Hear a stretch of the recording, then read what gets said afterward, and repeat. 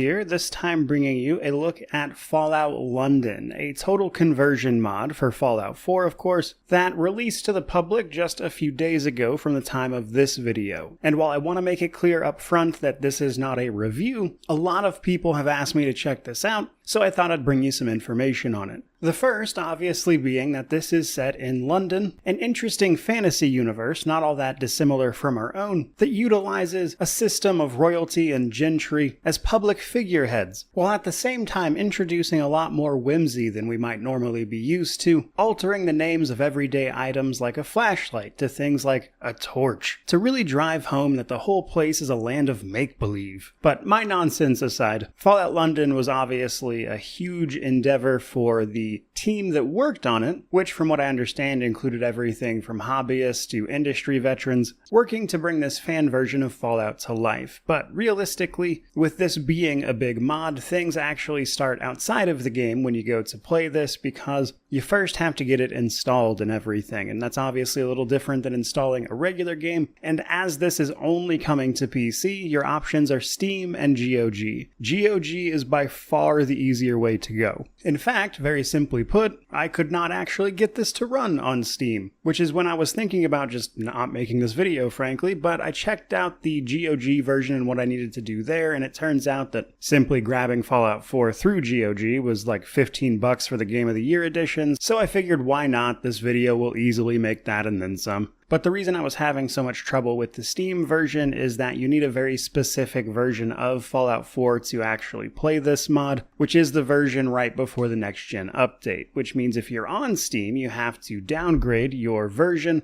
And while the makers of Fallout London have provided a tool to do that, at the time of this video at the very least, I could not get that to work, which is why I had to default to GOG. Over on GOG, the storefront actually has a setup for the game itself, and their Fallout 4 Game of the Year version is the version you need, so you just install that and then run the Fallout London launcher, and it will install everything you need, and thus becomes how you can play the game. So as much as I prefer Steam personally to everything else, GOG is really the way to go for this specific thing. But let's dive into it from there. What is this mod all about? What can you expect? Well, when you fire up a new game, you'll quickly find yourself in a vat of some sort, facing two scientists discussing whatever it is they were testing on you, before the place is attacked, which ultimately cracks your tank open, right after character creation. Character creation is essentially the same as it is in Fallout 4, so you have some options there, but afterwards you'll find yourself breaking out of the vat you were in and proceeding through what this uses as a tutorial, introducing you to things like the version of the Pip-Boy at play here, which acts more as a little tablet/tape recorder, but otherwise performs all the functions of a Pip-Boy in the normal game. After this, you'll finish escaping the lab, fighting off new monsters, before making it out into London proper. And this is done by riding a train which ultimately crashes, and upon awaking from that crash, you're hit with a few status effects in the form of injuries to your character that both reduce your damage done and increase the damage you take in combat, with your first few story goals being about getting rid of these things. Basically by finding a doctor and learning more about your situation and why you were a lab rat down there to begin with. You quickly get a few answers and leads though as you run across the people who attacked the lab very quickly, which is a local gang and representatives of one of the factions that you can interact with here, and they give you your basic lead-ins to the main story. To investigate a nearby town of Thamesfolk, as they call them, which we'll get to in just a second, and then doing some work for them specifically, as they were the ones that raided the lab, so obviously they have some information. But they got some of that information from somebody who lives in the village they also directed you to. And then from there, you go about exploring all these different avenues and trying to figure out why you were in that lab and where to go from there, essentially. Which is about as much as I want to say for the story for the people who would like to experience it for themselves. And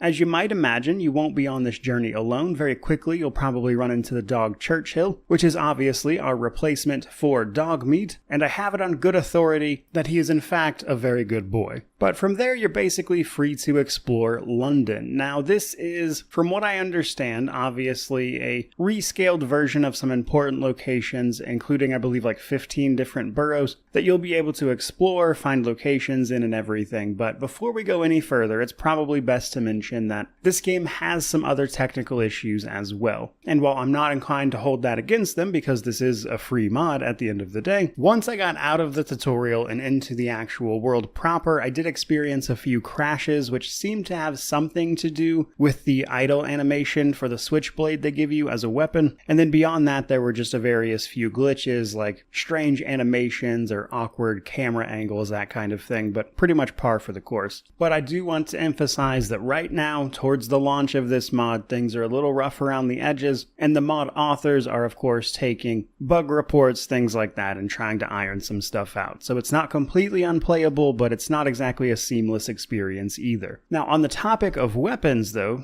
mentioning that switchblade, there are a lot less guns in this particular mod as compared to the regular games. That's an intentional design choice. They just wanted to focus more on the melee side of things, but it's far from the only change that we get with the change of scenery. To include things like the fact that a lot of what happens in Fallout is of course relegated to the US, which means corporations that only existed there, for instance, don't exist at all in Fallout London, which gave them the opportunity to mess around with other factions and the like. The one we escaped from, Angel, the gangs will run across, the gentry, which are effectively ruling what is left of London, which has, thanks to the resource wars of the rest of the post-apocalypse here, largely just fighting over what scraps they can in the city before we get involved. But probably my favorite thing about this experience was coming across the Thames folk. These are effectively deep ones from Lovecraftian horror. They have been mutated by radiation, of course, effectively into a brand new species. And not unlike ghouls, thanks to their appearance, they're not exactly welcomed by everybody else. But they aren't outwardly hostile most of the time either. So basically, if you can get this game running and it's not giving you too many problems, I think there's a variety of interesting things to explore and check out. Now, as this is a total conversion mod that does even touch upon things like leveling up, so this scraps the perk system more or less from the base game of Fallout 4 and introduces something more akin to Fallout 3 and New Vegas's perk system, alongside things like traits as well. So even if you're very familiar with Fallout 4, in theory, some of these changes to progression might also give you something to play around with. Progression you might just want to realize as you seek to fight off brand new enemies, to include things like giant leeches, rad shrews, a version of Mirelurks called a Middenlurk, and a few others to be sure, which I think is just about everything I want to highlight for the sake of this video in particular. And while there are a few nitpicks I would say I have, considering that this is once again a free mod, I think those are relatively easy to overlook. The only thing I would be cautious about is that, again, people are having performance problems and bug issues, etc., which are likely to hopefully get addressed over time. So all in all, on one hand, this is a giant mod that was clearly made with care and passion, even if it is a little buggy right now, that offers a very unique way to play this game. But on the other hand, I'm honestly pretty curious how people will receive a game that doesn't have a lot of the trademarks of the Fallout franchise, even if it is just in this mod form, given that it's trying to effectively take a look at what Fallout would be in another part of the world. So over the long term, I'm just curious to see how the public conversation around that develops and changes. But speaking purely from a realistic standpoint, I imagine just the steps it takes to install this on top of some of the initial launch issues will have created a somewhat difficult barrier of entry for at least a fair few people, so that's something to keep in mind. I think that's pretty much where I'm going to wrap this one up. I certainly hope you enjoyed this video. If you did, don't forget to like, comment, subscribe, all that YouTube jazz. But regardless of any of that, truly, just thank you so much for watching. I really do appreciate it. May you wander in wisdom and have an amazing